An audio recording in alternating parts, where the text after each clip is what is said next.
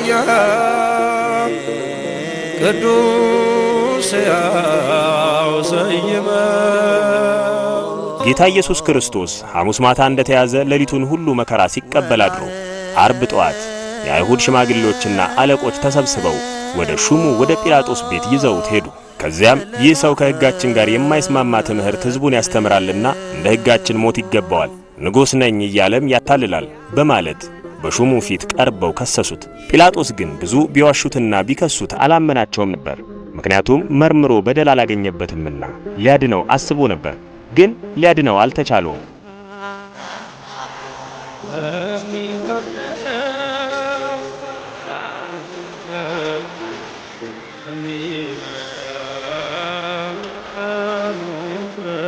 ጲላጦስ ጌታ ኢየሱስ ክርስቶስን ሲመረምረው ለብቻው አቁሞ መጠየቅ የሮማውያን ልማድ ነበርና አዳራሽ ውስጥ አስገብቶ ለብቻው የተከሰሰበትን ነገር ጠየቀው። አይሁድ ግን በዓለ ፋሲካ ደርሶባቸው ነበርና ስለ በዓሉ ክብር ሲሉ ወደ ፍርድ ቤት አልገቡ። ከውጪ ተሰብስበው እርስ በርሳቸው እንደ ፈቃዳቸውና እንደ ምኞታቸው ጌታን ለመስቀል ያስቡ ነበር።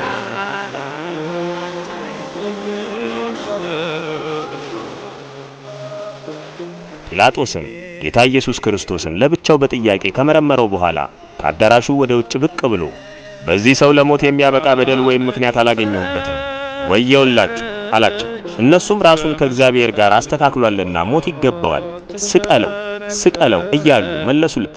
እሱም እንደገና ለብቻው ጠይቆና መርምሮ የሚሞትበት በደል ስላላገኘበት ከአዳራሹ ወደ ውጭ ወጣና ውሃ አስመጥቶ በሕዝቡ ፊት እጁን ታጠበ። ከዚህም ሰው ደም ንጹሕ ነኝ፣ ሞት አልፈርድበትም እያለ ሐቁን መሰከረ።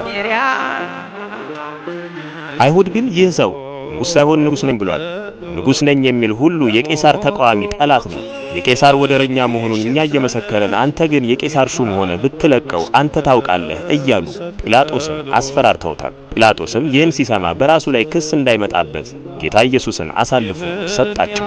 ከዚህም በኋላ ጌታ ኢየሱስ ክርስቶስን ወታደሮቹ ተቀብለው ወደ ሌላ አዳራሽ አስገቡት። ልብሱን ገፈው ሌላ ቀይ ልብስ አልብሰው የሾህ አክሊል በራሱ ላይ ደፍተው ዘንግ በእጁ አስይዘው ሎቱ ስብዓት ንጉሥ ከሆንክ በአንተ ስግደት ይገባል፣ ልብሰ መንግሥት ያምርብህ ይሆን? ክርስቶስ ከሆንክ ትንቢት ንገረን እያሉ ፊቱን ሸፍነው ራሱን በዘንግ እየመቱ ተሳለቁበት።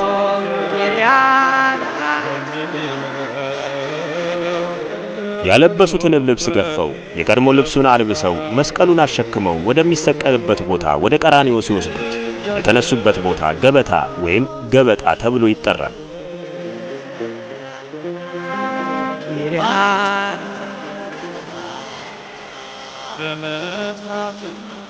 ከዚህ ቦታ ተነስቶ መስቀሉን ተሸክሞ መከራውን ታግሶ እስከ ቀራንዮ የተጓዘበት ፍኖተ መስቀል ይባላል።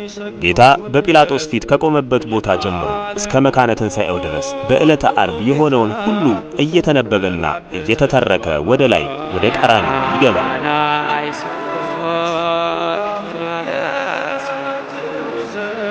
በየጉዞው ላይም ጸሎት የሚደረጉባቸው 15 ምዕራፎችም አሉ። እነሱም የፍኖተ መስቀል ምዕራፍ ይባላሉ። የመጀመሪያው ምዕራፍ ጌታ ከጲላጦስ ፊት ለፍርድ የቆመበት አደባባይ ነው። ስሙም በዕብራይስጥ ገበታ ወይም በግሪክ ሊቶስጥራ ይባላል። ሁለተኛው ምዕራፍ ከሊቶስጥራ ወጥቶ ወደ ጌቴሴማኒ የሚወስደውን መንገድ ተሻግሮ ጲላጦስ ጌታን ገርፎ ያ ሰው ያውላችሁ ያለበት ቦታ ነው። የቦታው ስም እስከ ዛሬ ድረስ ጌታ የተገረፈበት ቦታ ይባላል። በቦታው ላቲኖች ገዳም ሰርተውበታል።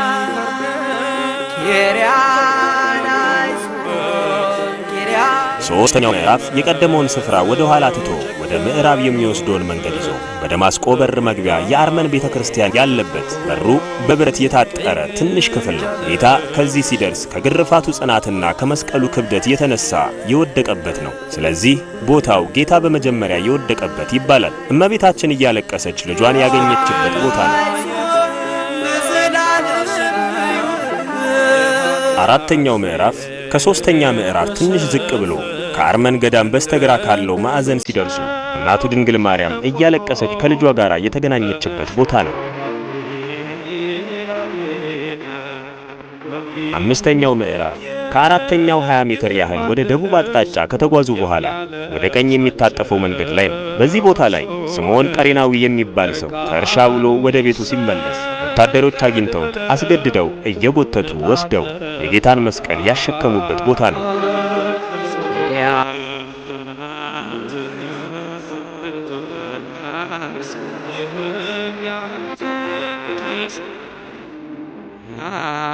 እንዲህ ያለ ተግባር በወታደሮቹ ዘንድ የተለመደ ነበርና በዚህ ቦታ ላቲኖች ትንሽ መቅደስ ሰርተውበታል። የስምዖን መቅደስ ይባላል።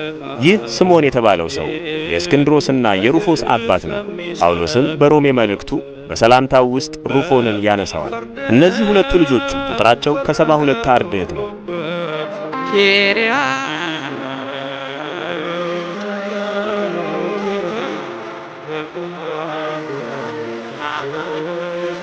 ይህ ሰው ምንም እንኳን ተገዶ ቢሆንም የጌታን መስቀል በመሸከሙ የበረከት መስቀሉ ተሳታፊ ሆኗል። ስለሆነም እድለኛ ሰው። ስድስተኛው ምዕራፍ ቤኖራ ወይም ሰራፕታ የምትባል ሴት በግርፋቱ ጽናት ከመስቀሉ ክብደት የተነሳ ፊቱን የደሞዝ አልብሶት ስታየው አዝና ፊቱን በነጭ መሐረብ ስትጠርግለት ወዲያውኑ አምላክነቱን የሚገልጥ በበጎ ሥራዋን ተስፋ የሚሰጥ ሃይማኖቷን የሚያበረታታ የፊቱ መልክ በመሐረቡ ላይ ተገኘ። እሷም በዚህ ምክንያት እምነቷ እጅግ የጸና ሆነ። አንዳንድ ሊቃውንት ይህ ተግባር የሆነው በጲላጦስ ሚስት በአውሮቅላ ነው ይላሉ። አንዳንዶችም ቬሮኒካ ናት እያሉ ያስተምራሉ። ታሪኳን ወይም በጎ ሥራዋን የሚናገር ወንጌላውያን በጻፉት ወንጌል አይገኝም። ነገር ግን ታሪኳን የተለያዩ የቤተ ክርስቲያን መጻሕፍት ይናገሩታል። አንዳንድ አባቶችም ስለዚህች ሴት ሲናገሩ ለ12 ዓመታት ያህል ደም ሲፈሳት ቆይታ የጌታን ልብስ ጫፍ በመዳሰሷ የዳነችው ሴት ናት ይላሉ። በዚህም በስድስተኛው ምዕራፍ ላይ ግሪኮች መቅደስ ሰርተውበታል። አርብ በየሳምንቱ ይከፈታል።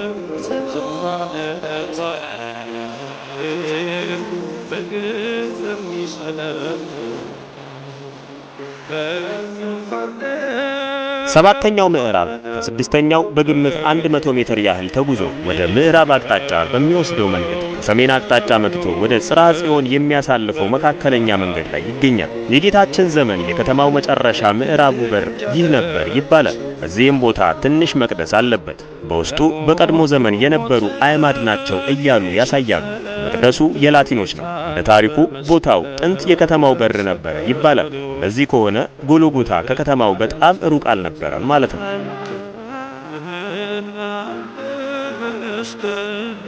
ስምንተኛው ምዕራፍ ከሰባተኛው ምዕራፍ በ15 ሜትር ያህል ወደ ላይ ወጣ ብሎ ይገኛል። ጌታ መስቀሉን ተሸክሞ መከራ መስቀሉን እየተቀበለ ሲሄድ ሴቶች አይተው እያለቀሱ ይከተሉት ነበር። በዚያን ጊዜ ጌታ ኢየሱስ ክርስቶስም ወደ እነሱ መለስ ብሎ እናንተ የኢየሩሳሌም ልጆች ለእኔ ማልቀሳችሁ ቀርቶ ለራሳችሁ አልቅሱ ያለበት ቦታ ነው። ጌታ ይህን ማለቱ ከ40 ዘመን በኋላ የሚመጣባቸውን መከራ በትንቢት ሲነግራቸው ነው። በዚህ ቦታ የኢትዮጵያ ኦርቶዶክስ ተዋሕዶ ቤተክርስቲያን የሆኑ የመነኮሳት መኖሪያ 4 ቤቶች አሉ።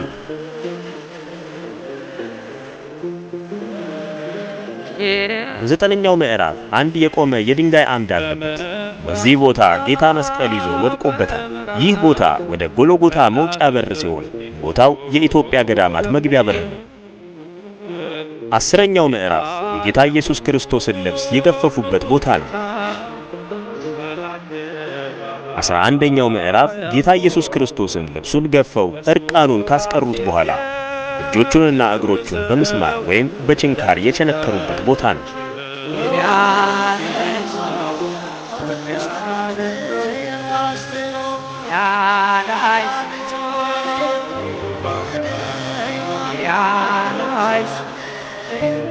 አስራ ሦስተኛው ምዕራፍ ዮሴፍና ኒቆዲሞስ ጌታን ከመስቀል ያወረዱበትና ያሳረፉበት ቦታ ነው።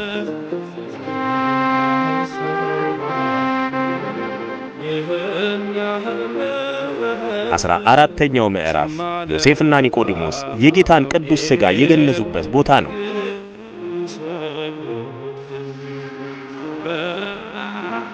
15ኛው ምዕራፍ ዮሴፍና ኒቆዲሞስ የጌታን ቅዱስ ሥጋውን በአዲስ መቃብር ያሳረፉበት ቦታ ነው።